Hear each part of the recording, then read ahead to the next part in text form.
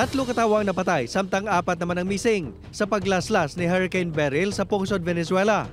Ang mabaskog nga ulan nga dala sini ang nagtugas ang pag-awas sang isa ka suba kag pagbaha nga nag-anod sang 400 ka mga balay.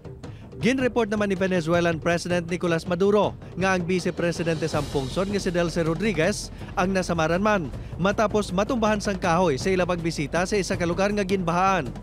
Ang Hurricane Beryl ang ginreport nga nagadala sang hangin nga nagabaskog sang 240 kilometros kada oras. Nakuhaan sa security camera ang pagpangbuno nga nagluntad sa isa ka mall sa Carmel City sa Northern Israel. 2 ka tawo ang nasamaran bangod sa among nga pagpangatake nga ginapatihan sang kapulisan nga isa ka terror attack. Napatay man sang nagresponder nga otoridad na suspect.